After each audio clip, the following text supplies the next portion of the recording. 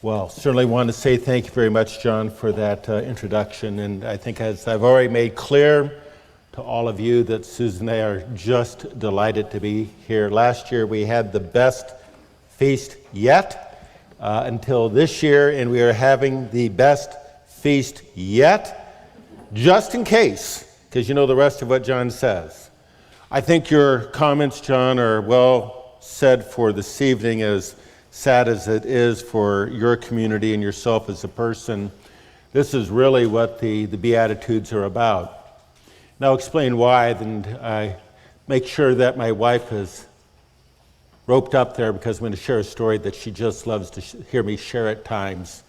One time as a husband, sometimes you hope as a husband you have something worthy to be able to, talk to your wife about, and I kind of came in and I said, Susan, you know what?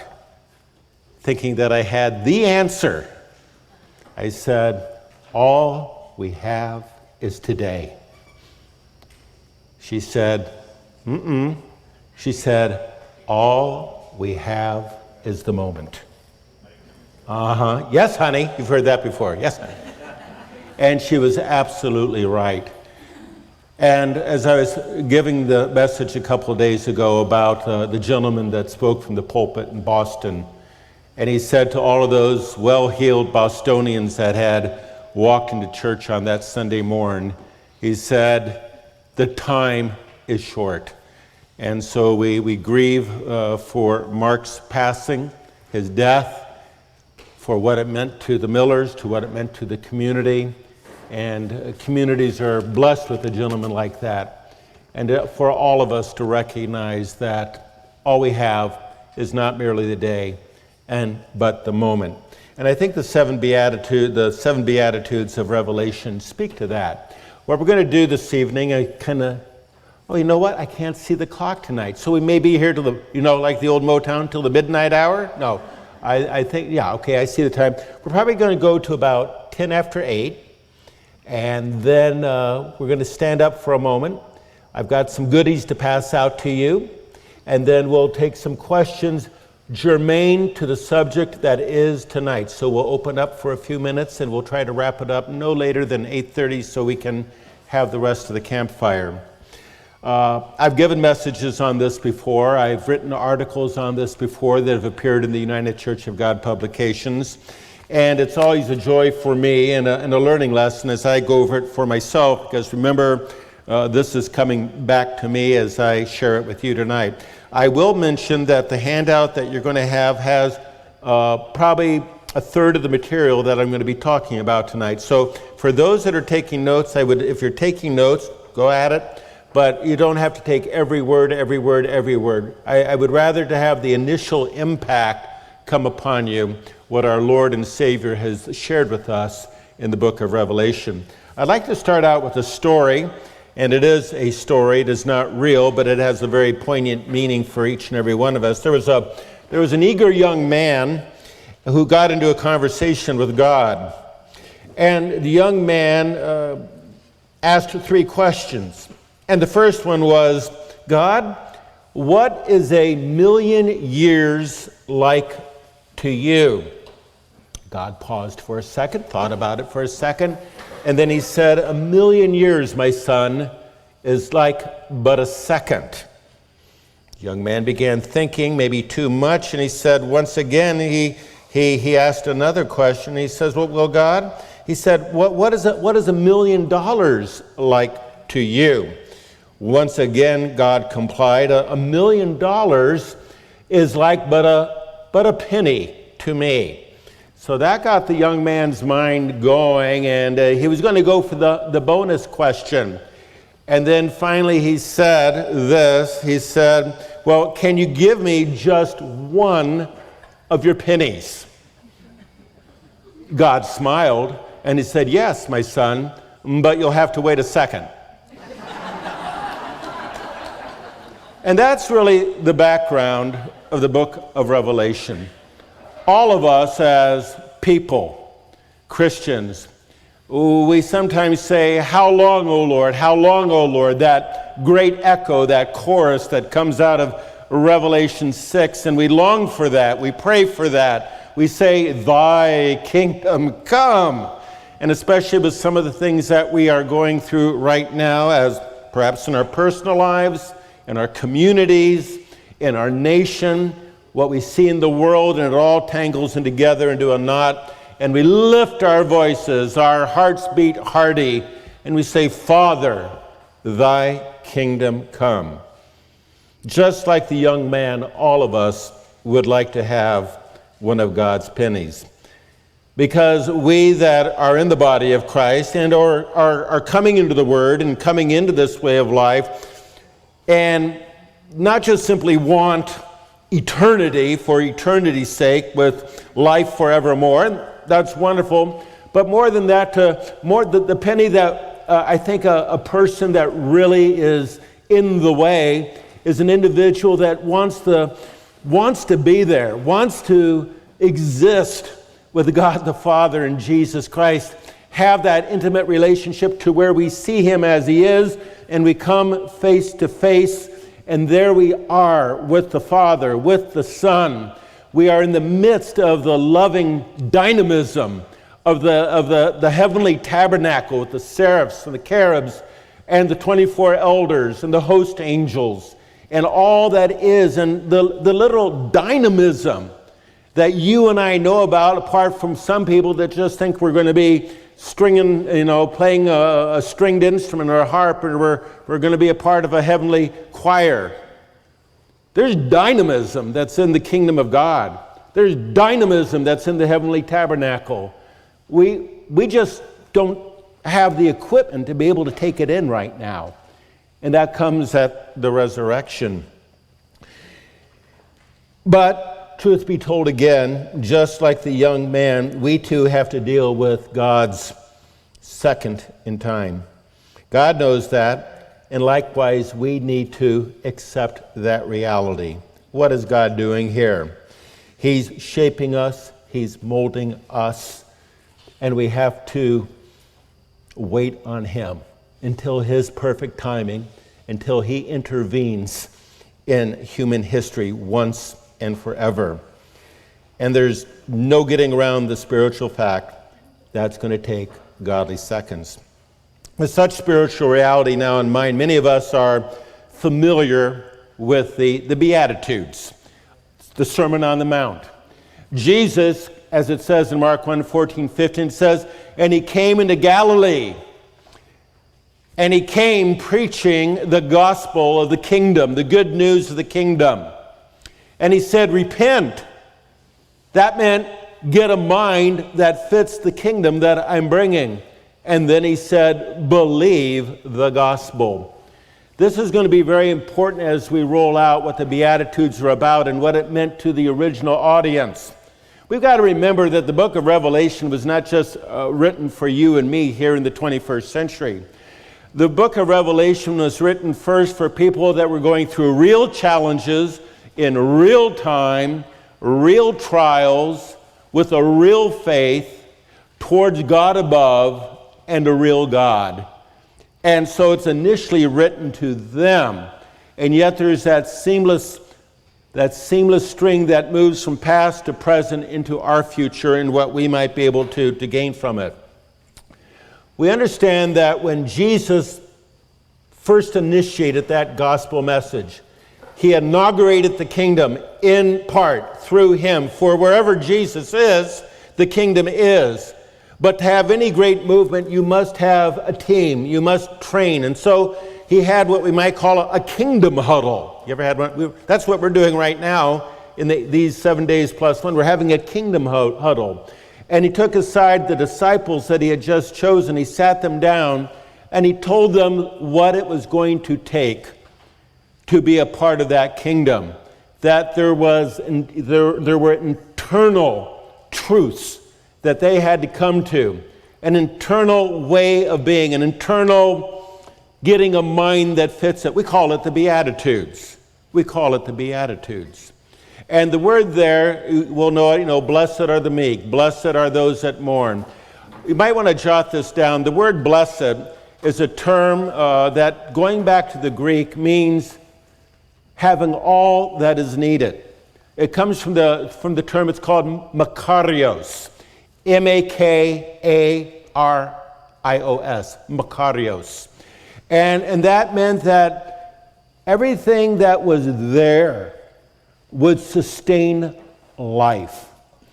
It's written in extra-biblical literature back in that time that the island of Cyprus, that island that's in the Mediterranean Sea below Turkey and west of Israel, it was said that that Cyprus was Makarios.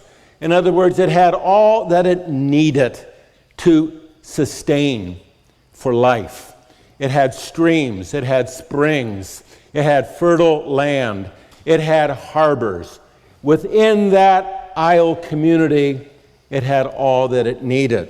And so when God said blessed, he was putting a blessing that as people became a part of the kingdom life, that he would sustain them with all that they need to be able to move forward to that ultimate kingdom to come. Of course, when you think of the Beatitudes, blessed, that actually, let's go back a little bit further, that this terminology that's going to go into Revelation goes back to the book of Psalms. Psalms 1:1. Blessed and happy is the man. Sorry, I can be anointed for that voice. Okay, but anyway, is that blessed and happy is the man. It starts in the Psalms, it goes to the Beatitudes in Matthew, and then we're going to be dealing with them tonight in the book of Revelation. What was facing that original audience? And it's really been on my mind when the book of Revelation was written. It's thought that the book of Revelation was probably written anywhere between 85 and 90 AD. What's going on here? Jesus had existed on earth, lived on earth, walked in human flesh approximately 60 years before. He said, I will come to you. Out of that last night, as he was betrayed before, they said, I will come to you. But now it's been almost 55 to 60 years since he had said those words. Some of the original audience had actually seen him resurrected. They had seen him, they had touched him. But much of that generation was now past. Now we're into the second generation, maybe almost 2.5, almost 3 generations. And at that time, between 85 and 90 AD, now we are butting heads with the Roman Empire. There was an emperor that had come to the throne of Rome. His name was Diocletian. He was of the Flavian house. His father had been Vespasian. His brother was Titus, the conqueror of Rome. But now there's Domitian. And Domitian proclaimed himself as a god on earth. I want you to think about that.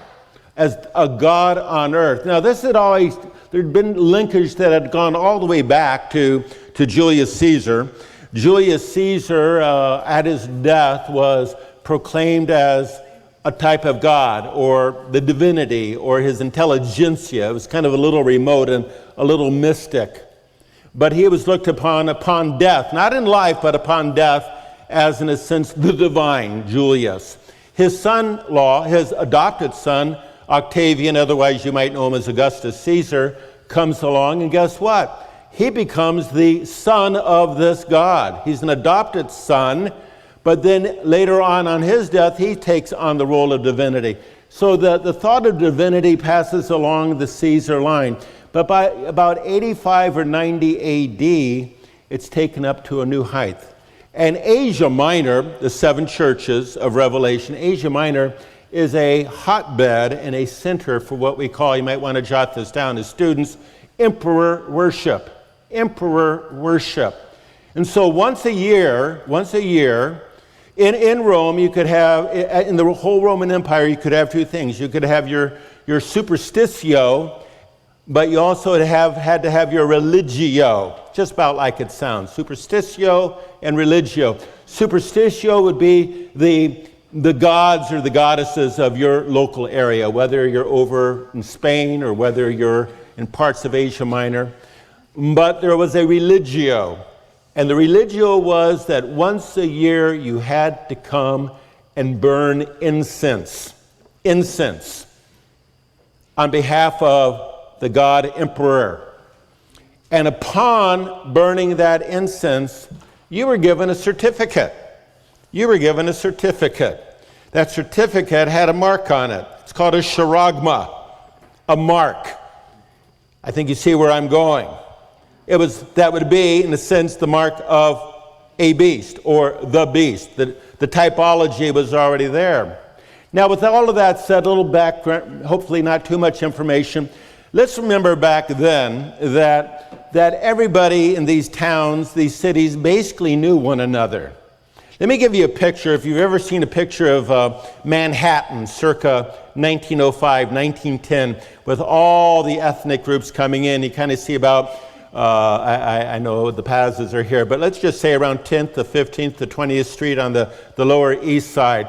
And you've seen the tenements, with the Jews, the Italians, the Irish, and all the laundry is hanging over the streets, and you see the horses pulling the carts coming in, the fruit dealers and the trinket dealers, and you see the kids, by the fire hoses setting them off so they can be cool in the summer. And this is humanity massed together. Everybody knows everybody. Everybody is connected. Everybody is on top of one another, and everything is very small. For those of you that have ever been over to Europe, some of these major historical spots you hear about, even the large cities, are very small compared to American cities. Some of the great cities, some of the cities, if you've ever done the 7 cities tour, they might have been a square mile. You take a great city of the empire like Ephesus, it might have been 5 square miles max. Everybody was on top of one another. Everybody knew everybody's business. And then, all of a sudden, you're not showing up. You're not showing up.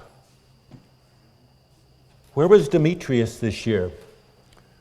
Where was Selena this year? They weren't there. They're no longer showing up for the festivals. Think about that for a moment.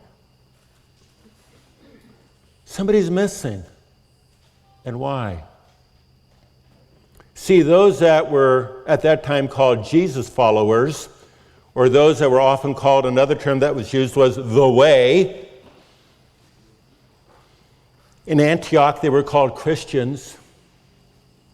They now espoused a new faith, a new confidence. They believed that the king had come. They believed that this king had brought good news. He had spoken of another kingdom, and that's what they aligned themselves to. Interesting. Because you see, when any time a new Caesar came along, a new Caesar would always strike a coin, mint a coin, put his face on it, because now everything was going to be okay. There's a term in the Greek, you might want to jot this down, eugelion, E-U-G-E-L-I-O-N, eugelion, which simply is good news, good news. And every emperor came along and said, I am going to bring good news. The empire is going to be united. Rome that conquered the world but could never quite conquer itself, and the Romans would be fighting against the Romans. No longer. I am in place. I am God. I bring peace. But now this group that's not showing up for the festivals, they say there's another God. They call him Kyrios, which is another term that Caesar used for himself. They use the Greek term soter, which means Lord, which means king, which means ruler. They have allegiance to somebody else in their superstitio that they will not bend from. So thus, this is the environment that this is written. Jesus, you said that you would come to us. Where are you? It's been so long. Peter is no longer here. Paul is no longer here. Most of the apostles are dead, save one, that man that said that he would see at least the kingdom before he died. Thus we enter now the importance of these phrases that go to the Beatitudes. Join me, if you would, in Revelation 1. We're just going to go through them, because what we're going to receive from these Beatitudes is we are going to receive information, admonishment, and always encouragement. Information, admonishment, and always courage. So we're going to start with the first one. In Revelation 1, join me if you would. Revelation, which is a Latin word. In the Greek word, we would call it the apocalypse, which means the unveiling. In Revelation 1. And let's pick up the thought, if we could, in, excuse me a second. Oh, let me go over here. The light is a little tricky up here. I'm so sorry. Revelation 1. In Revelation 1, the first beatitude, the first thing to fill up spiritual air in these people that were being persecuted, that were beginning to go into the arena, as you read with the letter of Smyrna, to recognize what was going on. Blessed is he who reads and those who hear the words of this prophecy, and keep those things which are written in it, for the time is near. Interesting. For the time, or for, in some translations it will say, for the hour is near. What's going on here? Let's break this down for a moment. Understand what we might glean from it. Reading God's word, when it says, "No, blessed is he," there'll be a fullness. Number one, of he who, number one, reads, and those, number two, who hear the word of this prophecy, and then number three, keep those things which are written in it. For the hour is near. The time is at hand. Now, let's understand something. It says that he who reads and those who hear.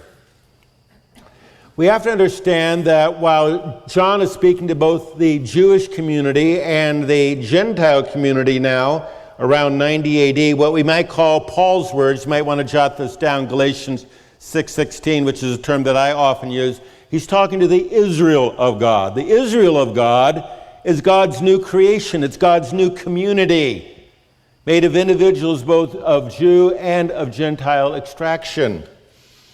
And it says, with John, you've got to recognize something. Being a Jew, as did Jesus, as a rabbi, when the man came to him and said, "Lord, what is the greatest law of all?" He said, here it is, "Hear, O Israel, the Lord your God is one. And you shall love the Lord your God with all of your heart, with all of your soul, with all of your mind, with all of your strength. And the second is likened unto it. You shall love your neighbor as yourself." The Jewish community still to this day hearkens to that, as did Jesus in his time as a human being on earth. That's called the Shema. The Shema. And the Shema simply in Hebrew means to hear. Hear, O Israel. And in the Jewish mindset, to hear was to obey. You might want to hear was to obey. It was a natural chain reaction internally, to hear and obey. And you can hear that in the words of James, not a hearer of the word, but a doer. It was one and the same. And so we take a look at this. So we have to read. Why is Jesus telling the audience here that they need to read? We read, brethren, to know that we are not alone. Whether in 90 AD or 2023, we read to know that we are not alone. I talked to an individual out here tonight, and they were very forthcoming with me with some of the challenges that they are facing as an individual. And you know who I'm talking to because they're probably here, and it was just a a wonderful communion of the hearts and the soul of talking. And I share with you, the person I'm talking to, and to all of you, we've got to read to know that we are not alone. We have, I'm going to carry this, we have so many distractions coming to us today in a world that is so connected by internet, so connected by smartphones, so connected with so much information coming to us, just like it says in the book of Daniel, that it distracts us from reading the very basic words of life. So we look at this, blessed is he who reads. Number two, those who hear the words of this prophecy and keep those things which are written. Dear brethren, and we're all friends after a couple of years here, we have so much coming at us, distracting us in a way that civilization has never been distracted, that we need to ask God to open the ears of our heart and hear him. I'm going to share with you as we move towards the end of 2023, move into 2024, as you take something away from this festival site, here it goes. And I've written articles on this too. There's only one voice that matters. There's only one voice that matters. And we humanly, by the Spirit of God, then need to make room for that voice. Jesus says in Revelation 3:20 or so, he says, I stand at the door. Are you with me, friends? I stand at the door and I knock. But we can be so consumed with the trivial. No.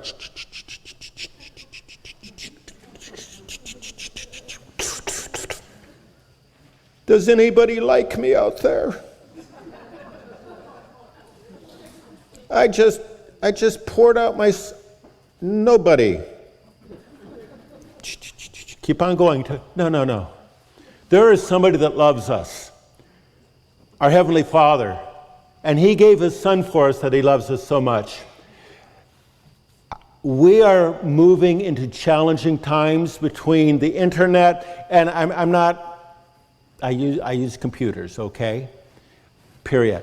But we've got to make room. We are being crowded out by things that don't, at the end of the day, when we hear about what John talked about, his dear friend Mark, the time is short and we need to make things happen. The hour is near. People ask me, when do you think that Christ is coming? When do you think he's returning? God knows. But right now, tonight in this building, the hour is near for each and every one of us. This is the time. I learned a long time ago not to set dates. The only date I set is with my wife, and she might say no. She loves me. I'm just saying that. Got over that a long time ago. But I will say this, we are moving rapidly. Something has happened out there, brethren. You know that, and I know that. And I think even today, much of America knows that.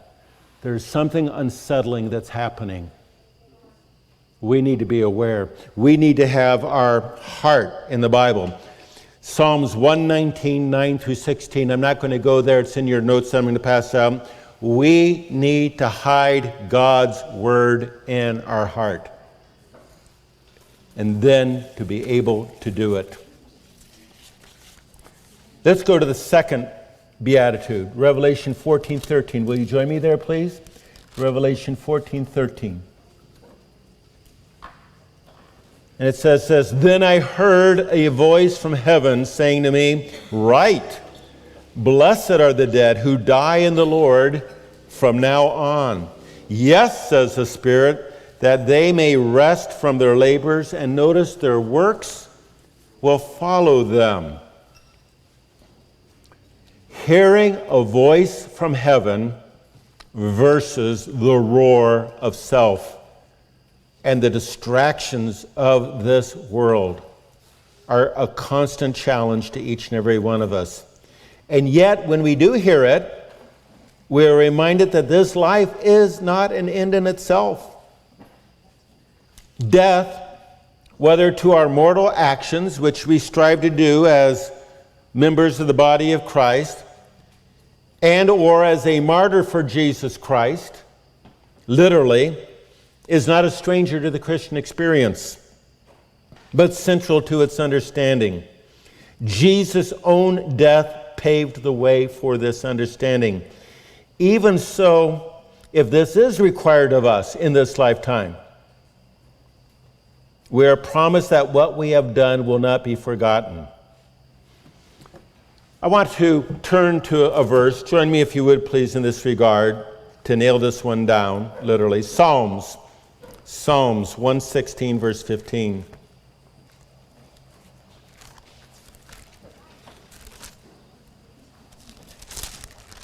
Psalms 116, verse 15. Notice what it says, "Precious in the sight of the Lord is the death of his saints." It's very interesting that he brings this out about the aspect that those that die in the Lord from now on, and many did. The persecution under Domitian would be the second one. The first great persecution was under Nero of historical fame. Domitian in the 80s and 90s AD. Later, under a gentleman that we often hear as a Greek philosopher, Roman emperor, Marcus Aurelius, around 180, of gladiator fame, the old guy that was in Gladiator, the movie, there was a major persecution. Then around 295 AD, there was another great persecution under Diocletian. And so it was not always every day, but these great waves of persecution would come.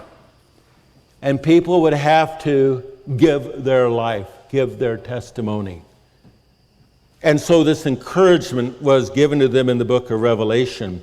What was it for? What was it worth? And even though they, like you and myself, are saved by God's grace and not by our works, God is saying something here. You know, at the end of the day, I'm not going to forget you.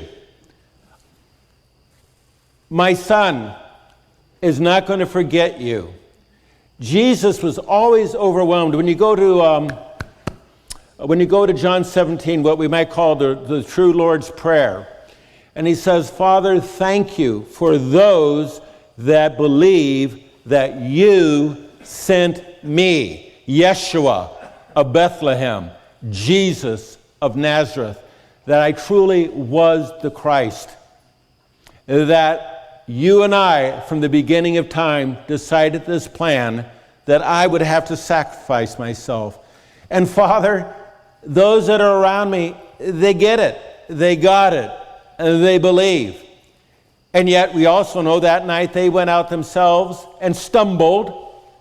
And yet, as I told you the other night, that I believe with all of my heart that God and Jesus Christ are the God and the Son of God of return. And they're always waiting for us to come back. And some of you are back here for the first time in a long time.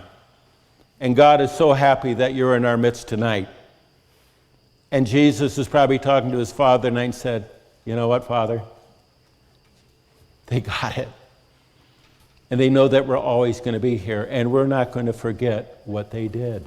And we enter into God's kingdom by his grace. There is no human merit. But at the same time, he does, as we'll find at the end, reward us according to our works. Let's go to Revelation 16:15. In Revelation 16:15, we're going to go to the third one. In Revelation 16:15 says, this is in red ink. News alert out there, red ink. This means Jesus' words, "Behold, I am coming as a thief.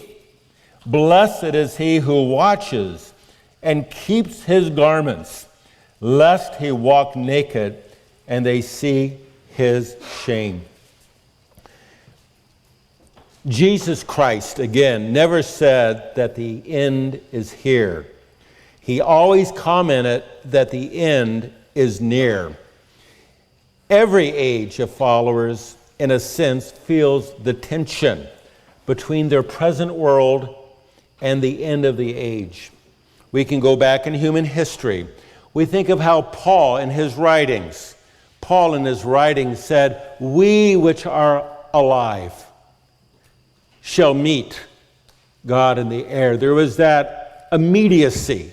We know later on in his in the epistles of Timothy, he says, my departure is now at hand. He had come to a term that God's second was going longer and measured differently than his. We can go down through the line, and every generation has thought that the moment is now. The moment is now. We can go back to 1844 with what we call the Millerite movement over here in the hills of New York, where all very sincere people, obviously, I'm not mocking them at all, but they went up to the hills, they had their white robes on, even though God was the one that's supposed to give them their white robes, but that white robes on, and they were waiting to be beamed up. And there was a great disappointment. It's called the Great Disappointment. And there have been other movements, other times. To be perfectly honest, we as a body at times, years ago, thought that Christ was imminent. And we ourselves have had to learn about God's seconds, that his timing is not our timing.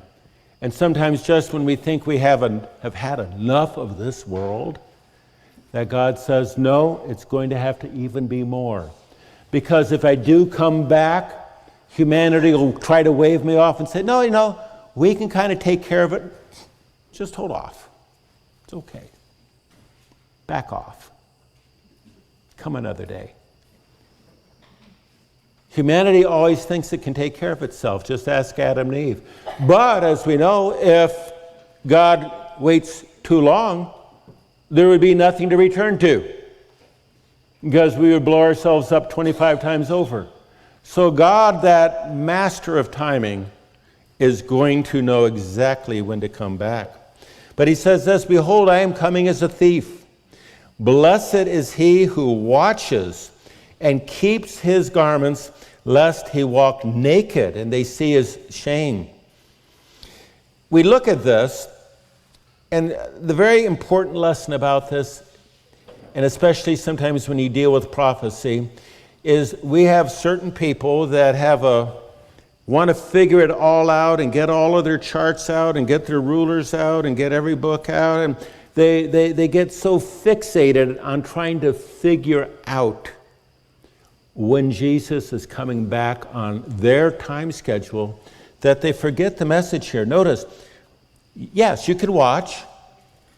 The Bible gives us that permission to watch. Luke 21, verse 36. But look, and keeps his garments, lest he walks naked and sees the shame.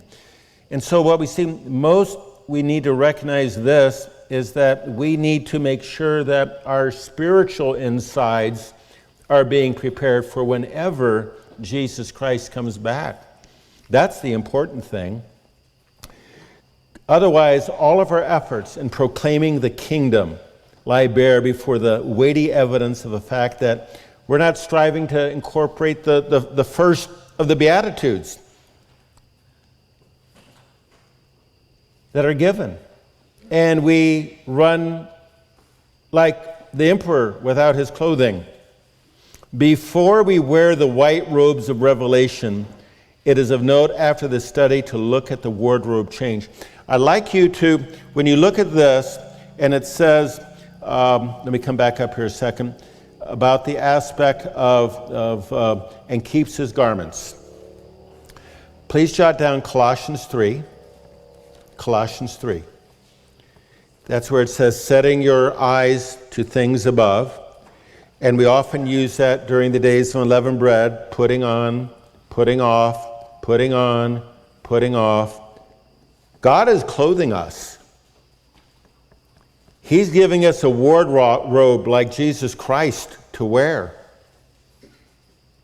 It's far more important, and I say this, brethren, after being in this way of life for 60 years, it's far more important to know about the garments of Christ that are to enshroud our hearts than it is to when he's coming back. He will come when he comes. In his divine timetable, he will know, and the Father will know, But that what they want to know is, what are you doing down here below? Not on time charts, but in your life, that you're trying to emulate the example of Jesus Christ. Number 4, Revelation 19:9. Revelation 19:9. Again, John speaking. Then he said to me, "Write, blessed are those who are called to the marriage supper of the Lamb." And he said to me, "These are the true sayings of God."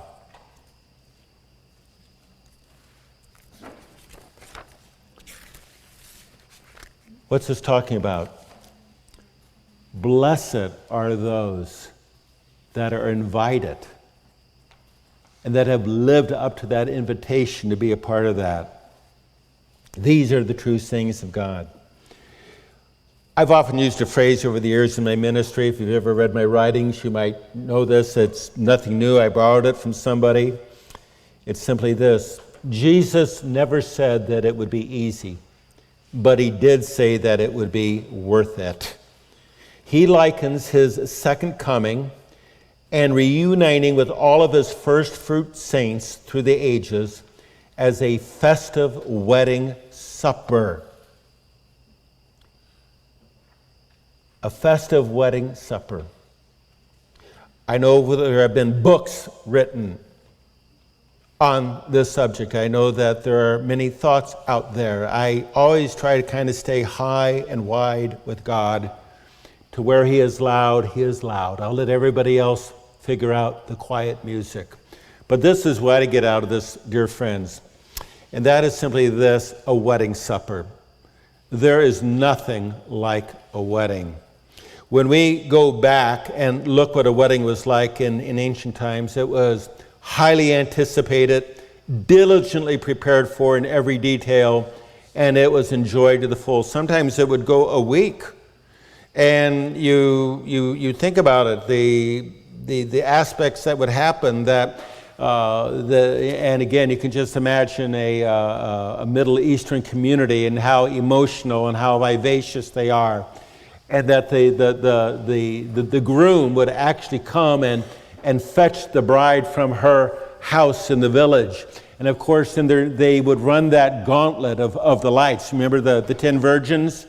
And some of them running out of oil, and to recognize it was just, let's remember, there was no Super Bowl, there was no Rose Bowl, there was no Disneyland, there was not going here, there was not going there. A wedding festival was life. A little bit like out of Fiddler on the Roof, to life. It was exciting. There was a reunion. The family came together. Here was a young couple just starting out, and they would go through all the different ceremonies. There is nothing like a wedding.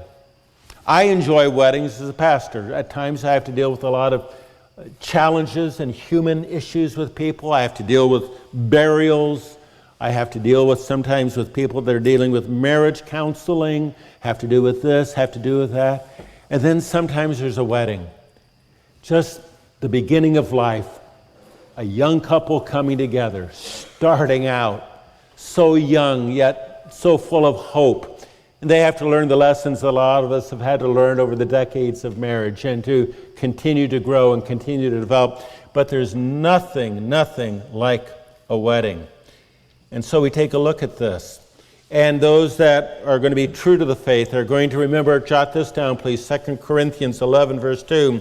"For I have betrothed you," Paul speaking, "to one husband, that I may present you as a chaste virgin. At our resurrection, at his second coming, Christ intends to spiritually consummate this engagement by not only offering his hand, but granting us entrance into his Father's kingdom, which will be an incredible time of joy and happiness." Now, why is the risen Christ, who's exalted in Revelation 1, to that revelation that is given in that vision to John, Jesus that maybe some people had kind of gotten out of touch with. And in Revelation 1, it shows that picture of Christ. He's in his robe. He is before the candlesticks, which represent the church. He's in the middle of the body. He didn't run off and give a good sermon and then trot to heaven, and he's staying up there and he doesn't care. He says, I am in the midst of you. I am your brother. I am your Savior. I am your high priest. Read, hear, know. Whatever you're going through, whether it be in 90 AD or 2023, you are not alone. And whatever you're going through, I hold the keys. I who am the Alpha, the Omega. I am life. Life inherent. And yet I also hold the keys to the grave and to death. And no matter what comes, no matter what you face in Ohio or West Virginia, I will be with you.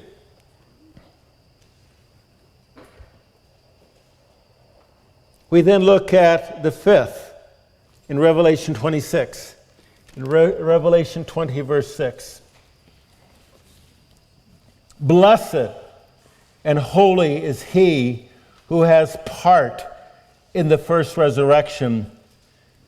Over such the second death has no power, but they shall be priests of God and of Christ, and shall reign with him for 1,000 years.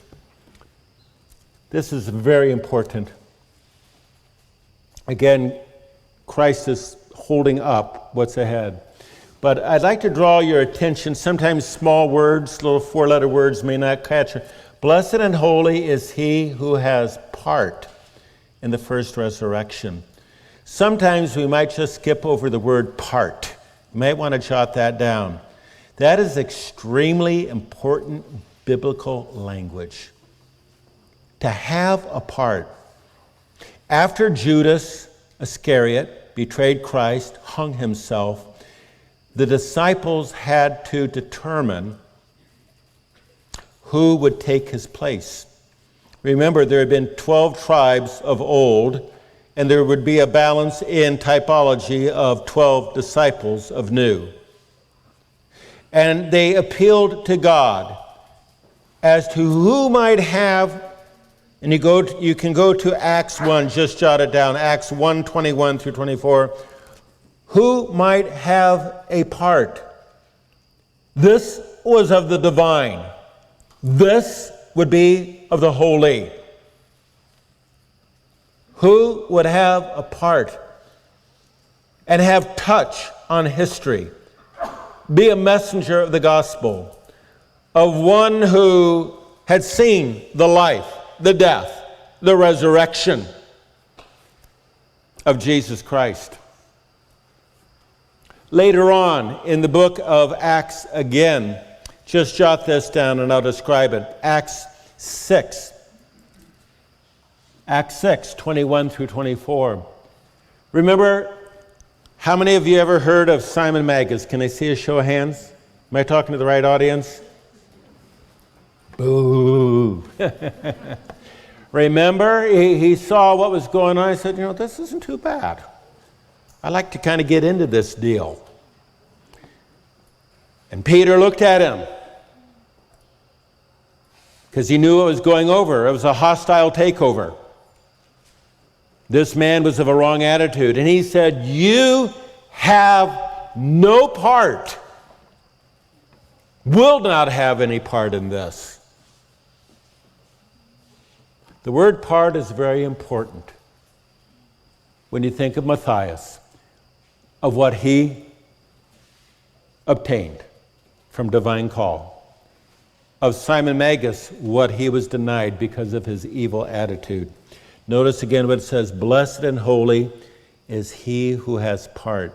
You have part, dear friends out here tonight, because you have responded to the call of God the Father.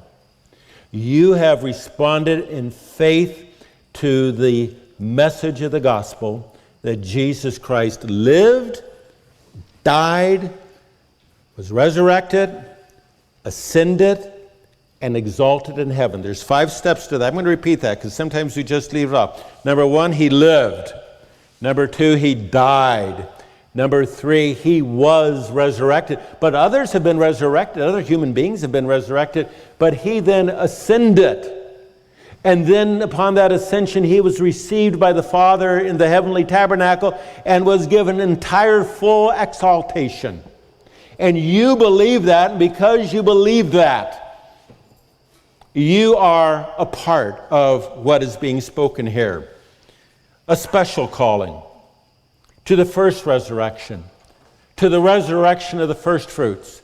And brethren, I want to tell you something. That is something we do not want to miss out on. And so Jesus comes to us through the book of Revelation, through these Beatitudes, and say, hang in there. Hang in there, you Buckeyes. Hang in, you that are from West Virginia. Hang into those from the Keystone State over in Pennsylvania. You have a part.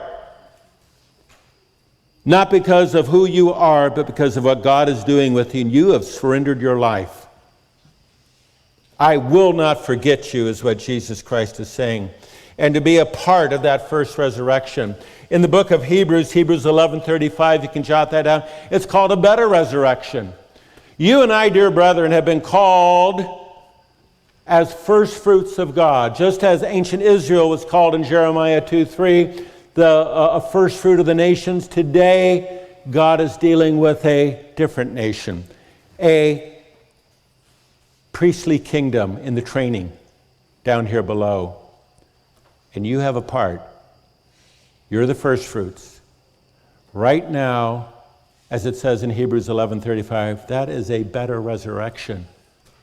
There will be other resurrections, and we will talk about that in the course of the days ahead. But never, can I make a comment if I never say another thing to you, which I'm planning to on the 8th day? But never, never, ever underestimate what it means to have a part now. Not because of us. We've got to take this humbly, not in pride, but humbly, double time humbly, that God would take us now, ahead of the great harvest yet to come, and to be a first fruit.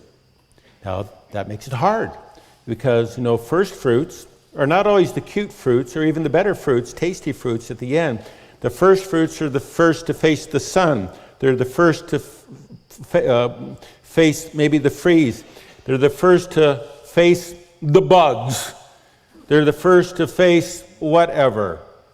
But with that comes opportunity, and comes the notice of God, of how much we love him. That is so important.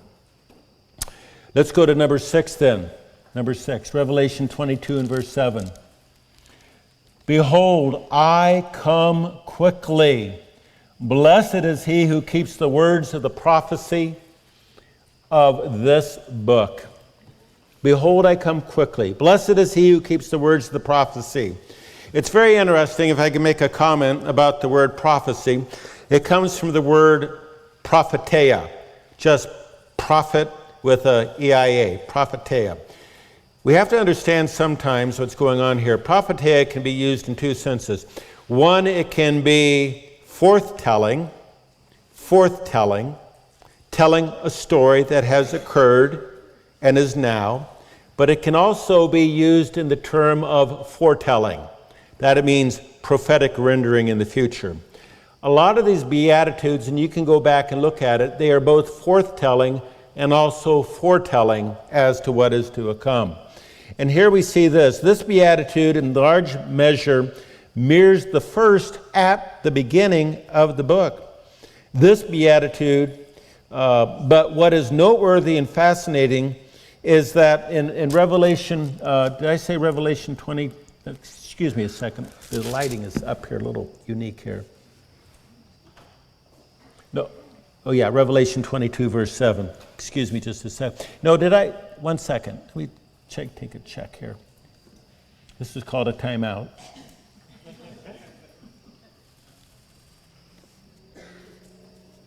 Yeah, I want Revelation 22, 7. This is really important. In Revelation 22, verse 7, I don't want 7. I'm coming quick. Yeah, he says, I am coming quickly. Okay, 1 second. Okay, I've got that one down. Anyway, what I want to do, just for sake of time, in Revelation 22:7, he says, behold, I am coming quickly. Blessed is he who keeps the words of the prophecy of this book.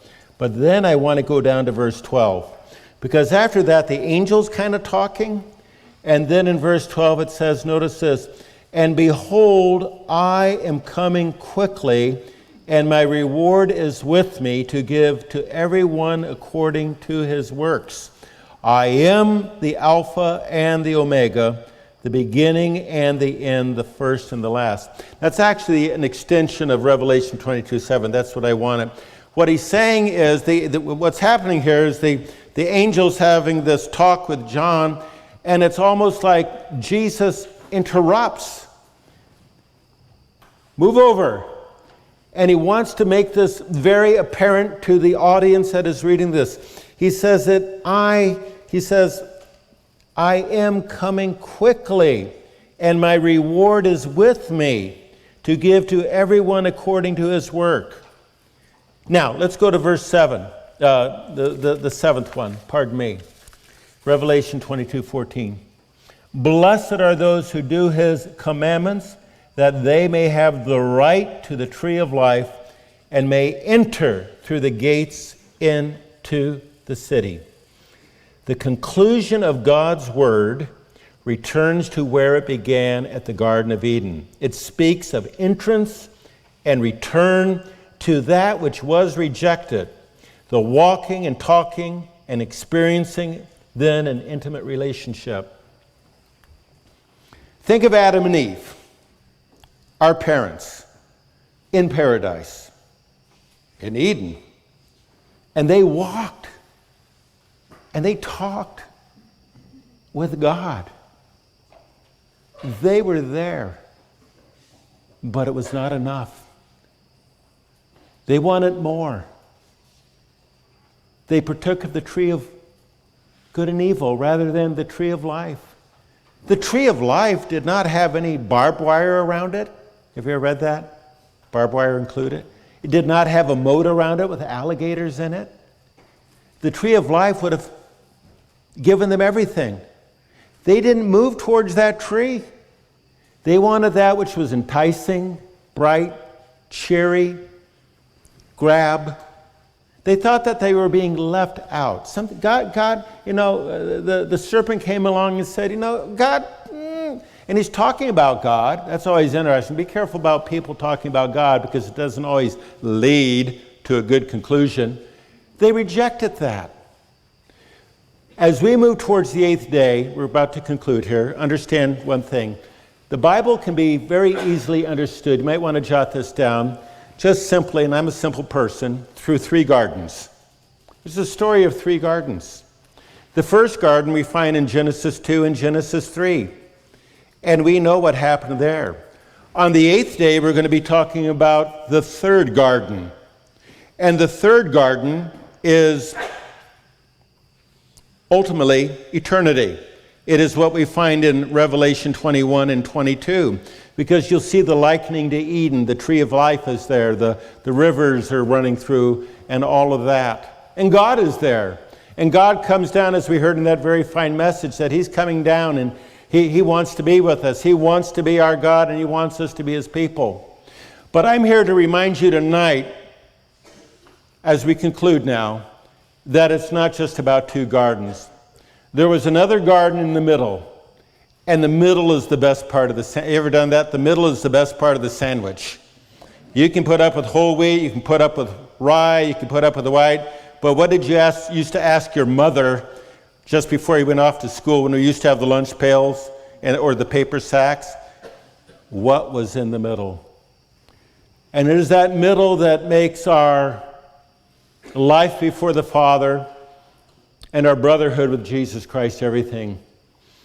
And it was that Garden of Gethsemane. Without the Garden of Gethsemane, without Jesus being down on his knees and saying, Father, if at all possible, please take this cup from me. But if you don't, your will be done, not mine. Jesus, who would become the second Adam, unlike the first Adam in which man died, through that second Adam, in his death, you and I might live, that you and I might be blessed. As we say in his name, in Jesus' name, dear Father, we ask this, amen.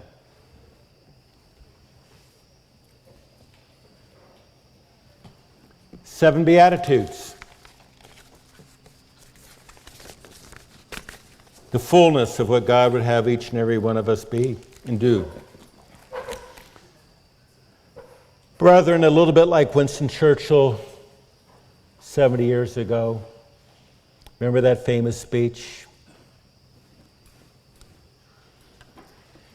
As Europe was falling, Winston Churchill got before the Parliament and says, I have nothing to offer you but blood, sweat, and tears. But we will fight.